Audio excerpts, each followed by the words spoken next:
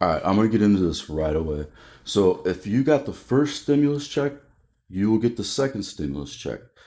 One of the things that I wanted to bring up is that like I got my first check, no problem. Wasn't even worried about it. Everything was good. It came within like 10 days, I think. So when the second check came up and was finally passed, I was like, it should come no problem. Well, I ran into a problem and I was like, what's going on? I kept checking this website right here once I found out about it, get my payment. And let's, there we go. I went in and checked this, and actually, I couldn't even get it to work the first time. I was putting in my information, and it was erroring out and things like that. Really make sure that you use correct address, um, proper format to make it work and check. And then once I did this and finally got it to work, it came up and said that I was needing more information or I was not eligible. And I was like, what do you mean not eligible? So then I started digging around. I started finding all these things saying, well, if you're a disabled veteran or if you got Social Security, my God, I'm like, what is going on? What are they doing? And then I started finding more information, and they were telling me, hey, you're going to get the stimulus check if you got the first one. I'm like, all right, so that's what I want to believe. And then you're worried about taxes, and you're like, well, I'm not even filing taxes yet. They're still going to go off the old taxes. So even if I was making more, they would probably figure that they would give me the stimulus check. And then when I filed my taxes, if I was over what I should be making to receive the stimulus check, then I will probably have to take that back out of my taxes and pay them back, right? So I'm going to say if you got a stimulus check first go around, you're going to get one the second go around. But if you're making more than what you're supposed to get receive it, you will probably have to pay it back. One of the things though is that like my wife, I told her, yeah, I'm waiting on this status thing, and she read something that we had to wait to get it from filing our taxes. And I'm like, what? I'm like, that makes no sense. I don't know what the heck you read. But anyhow, that right there basically is saying that if you do not receive one and two and you were eligible, you will be able to file on your taxes and get that money. It's not like it's really going to help you out right at the moment, but you still be able to get it so that you didn't lose it all. Okay. The next thing is I'm still checking on this, figuring out what's going on, checking some things. And a lot of people got these YouTube pages up and clickbait from hell. I mean, they're saying, oh, this and that. And you're like, dude, none of this answers my question. So I received the first letter, which this is the second letter saying that they were working on it, blah, blah, blah.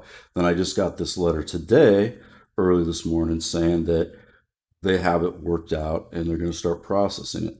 So this is the same issue with H&R Block, basically. And it has to do with certain things like where to send your money, stuff like that, which I can't figure out how it would get screwed up because if I got the first stimulus check and it was all the same process, it should go to my bank account just like it did before. And so I don't know who screwed up what or how they messed that up, but basically they got it recorrected and it says that on the 8th of January, you should be able to see it. Well, of course, I checked right after I got this letter because it was like midnightish or something like that. So it wouldn't be there. So I would say the 8th, probably like the next business type day or the following night. Usually money gets deposited in my account about 11:30 at night. So then I can usually find it. And I'm going to say from what I've seen, H&R Block had the same or similar issue, and I don't know if a letter went out to them because I use TurboTax, but I'm pretty positive you're going to be on track with about the same thing. Especially if you got stimulus check one, and then you check your status and it's like need more information or not eligible, it's probably the same issue. Now, if it says something other than that, that's all on you. I mean, I have no idea. I know one thing that's changed that I saw on the news yesterday was that they were talking about if you were married and you were married to like an immigrant or something like that, that you didn't receive the first stimulus check, but you will receive the second stimulus check. Now, I don't know if that's going to be just the 600 for you and for each independent and not the immigrant or whatever, but I don't know. But at least you know you're going to be getting it. Now, pretty much I mean, that's about all there is to cover over that. And I would say that the best tool to use is to use what I just showed you with the government site. And I'll put a link up for that so you can click it. And like I said, the TurboTax letter just came. I mean, you can see it, it's right there.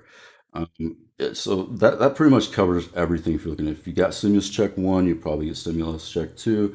If you were married to an immigrant or illegal immigrant or whatever they're saying, you will probably get another check this go around for the second check this go around, but not the first. And everything's pretty much the same as far as it's 600 per independent and 600 for each child. And it should go into your bank account that you got the last stimulus check if you got the first one. Now, if you change that information, that's going to screw the whole process up. And probably don't have any idea on that except for the part that you'll probably be eligible to do the file taxes later and get it. I would say it was probably bad timing to change your bank account. You know what I mean? If you moved, you don't always have a choice about moving. But if you moved and the check's going into a direct deposit, you're probably fine.